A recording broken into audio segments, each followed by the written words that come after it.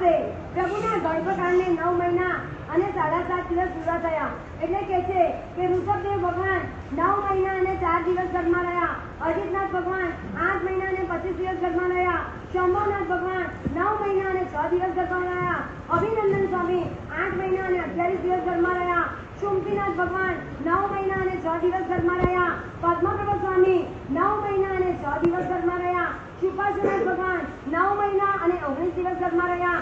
ચંદ્રપ્રભ સ્વામી 9 મહિના અને 7 દિવસ ઘરમાં રહ્યા. સુવિધિનાથ ભગવાન 8 મહિના અને 26 દિવસ ઘરમાં રહ્યા. શીતલનાથ ભગવાન 9 મહિના અને 6 દિવસ ઘરમાં રહ્યા. શ્રેયાંસનાથ ભગવાન 9 મહિના અને 6 દિવસ ઘરમાં રહ્યા. વાસુપૂજ્ય સ્વામી 8 મહિના અને 20 દિવસ ઘરમાં રહ્યા. વિમલનાથ ભગવાન 8 મહિના અને 21 દિવસ ઘરમાં રહ્યા. અનંતનાથ ભગવાન 9 મહિના અને 6 દિવસ ઘરમાં રહ્યા. ધર્મનાથ ભગવાન 8 મહિના અને 26 દિવસ ઘરમાં રહ્યા.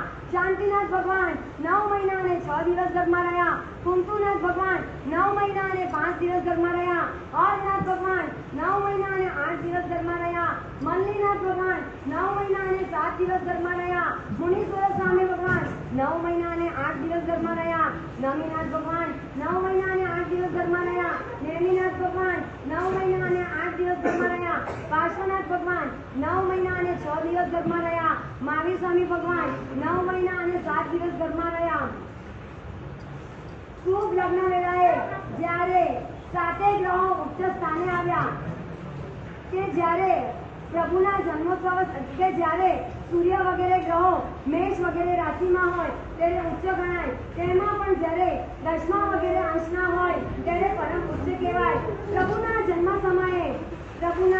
સમયે બધા ગ્રહો પરમ ઉચ્ચ હતા. તે પ્રત્યેકનું ફળ અનુક્રમે સુખી, ભોગી, ધની, નેતા, માંડલિક, રાજા અને ચક્રવર્તી થાય એમ સમજવું. તેમાં પણ જેના જન્મ સમયે 3 ગ્રહો ઉચ્ચ હોય તે રાજા થાય, 5 ગ્રહો ઉચ્ચ હોય તે વાસુદેવ થાય, 6 ગ્રહો ઉચ્ચ હોય તે ચક્રી અને 7 ગ્રહો ઉચ્ચ હોય તે તીર્થંકર થાય. આમ 7 ગ્રહ પરમોચ્ચ ના થયા ત્યારે સૌ સુખમાં મગ્ન હતા અને બધી દિશાઓ લીટાહાદી દોષોથી રહિત નિર્મળ થઈ.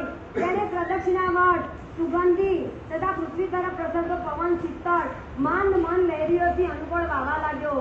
દૂર બેસી જવાથી દિશાઓ અંધકાર રહિત બની. કારણ કે ભગવાનના જન્મ સમયે સર્વત્ર ઉદ્યોત હોય. કાગડા, ગુવડ, કાળી, ચકલી વગેરે પક્ષીઓનો જય જય શબ્દો સર્વ ઉત્તમ સુગંધ સૂચવવા લાગ્યા. પૃથ્વી વિવિધ ધાન્યથી નિષ્પન્ન હતી. તેથી દેશના લોકો સુખી હતા અને હર્ષિત થયેલા લોકો પ્રસન્ન થઈને રાસ ગીત વગેરે ગાતા આનંદ કરતા હતા. ત્યારે બરાબર મધ્યરાત્રે ઉત્તરા ફાલ્ગુની નક્ષત્રમાં ચંદ્રનો યોગ થયો. ત્યારે આરોગ્યથી યુક્ત ત્રિશલા માતાએ પુત્ર રત્નને